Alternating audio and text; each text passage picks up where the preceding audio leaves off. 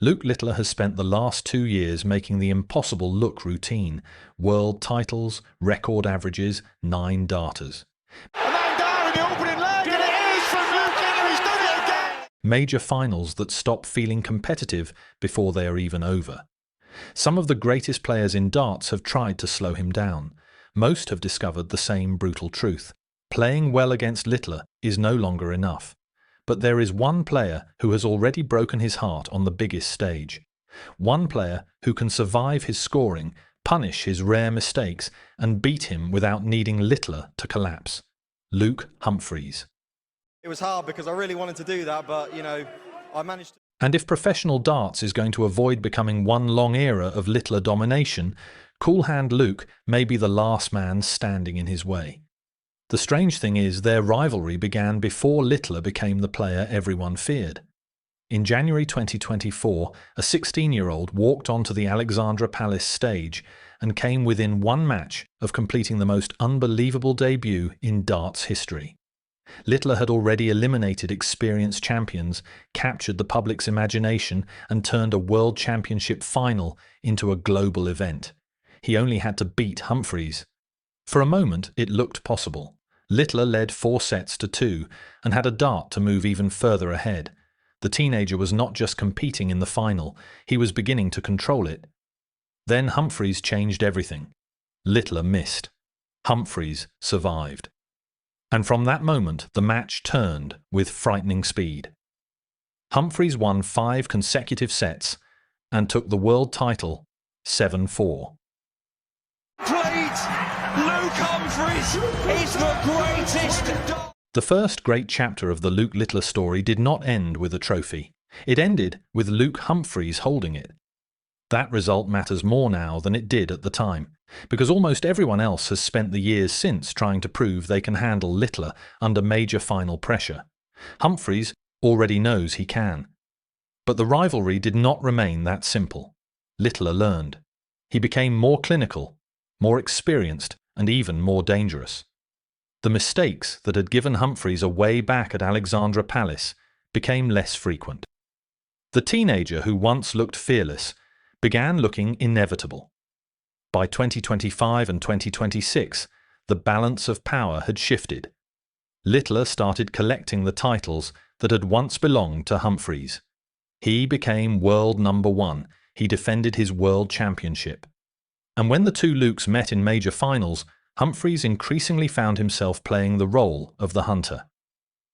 That pressure reached a new level at the 2026 World Masters.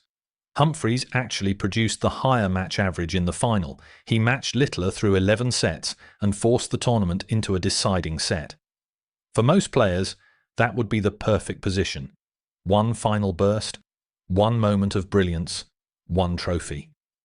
But against Littler, even being statistically brilliant can still leave you empty-handed. Littler took the deciding set and the title. It happened again at the O2 in the Premier League final. Littler and Humphries played 21 legs at a standard that would overwhelm almost any other opponent. Humphries refused to disappear. He forced the match all the way to 10-10, one leg for the title. Humphries left himself 40. Littler stood on 80.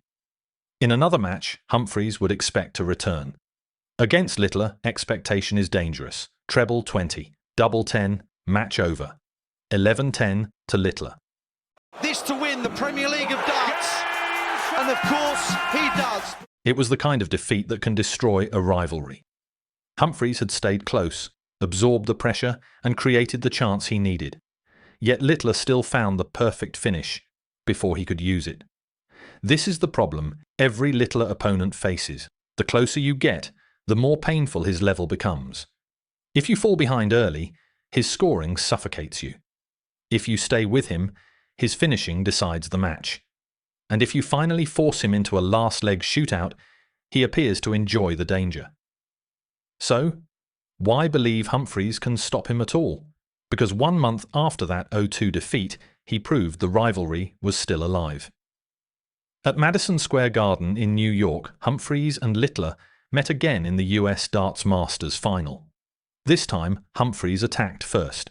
He built the lead, survived Littler's comeback, and took the match into yet another deciding leg. But the ending was different. Humphries won 8-7. Wins. That is amazing. That wins the US. It was not the biggest title of either man's career, but its meaning was larger than the trophy. Humphries had just lost 2 major finals to Littler by the smallest possible margin. Another defeat could have made their rivalry feel one-sided. Instead, he stopped the pattern. Afterwards, Humphries said it himself. "It is not a good rivalry if one player wins all the time." That sentence reveals why he remains so important. Humphries is no longer protecting the #1 ranking or defending an era that clearly belongs to him. He is fighting to prevent Littler's era from becoming uncontested, and technically he may be better equipped for that fight than anyone else. The obvious weapon is scoring.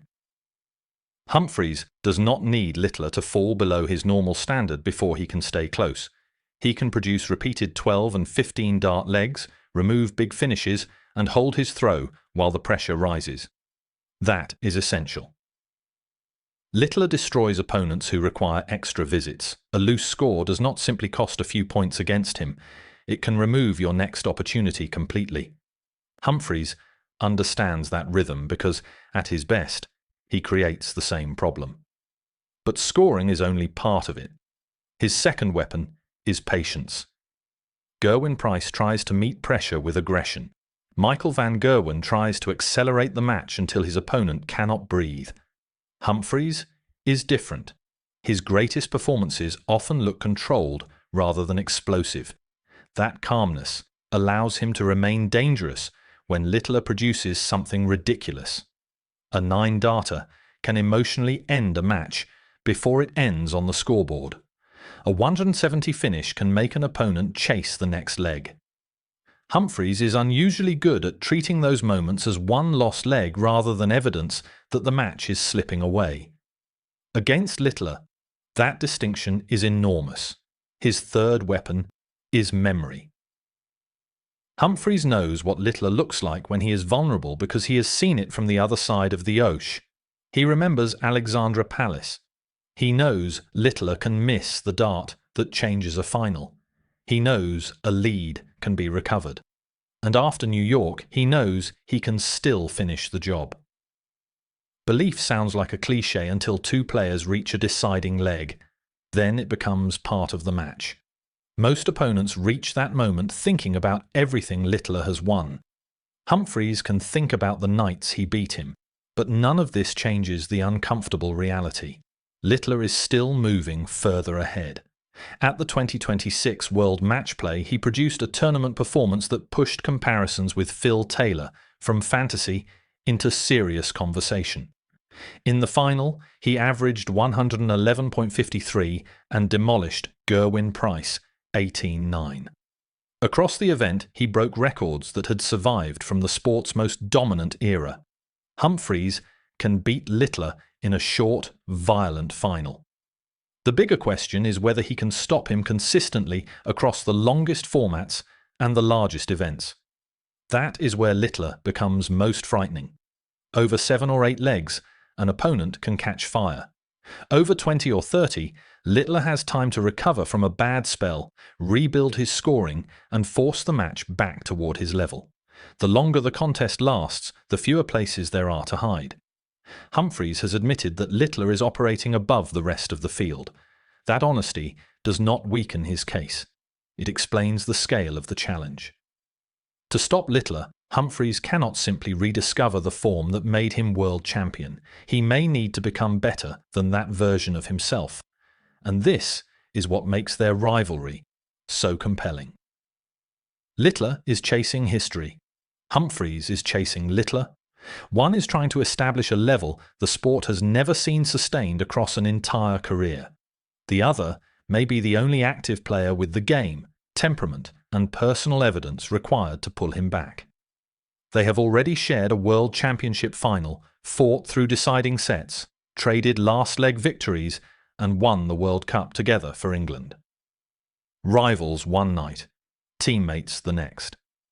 The 2 strongest English players of their generation, pushing in the same direction while fighting for the same territory.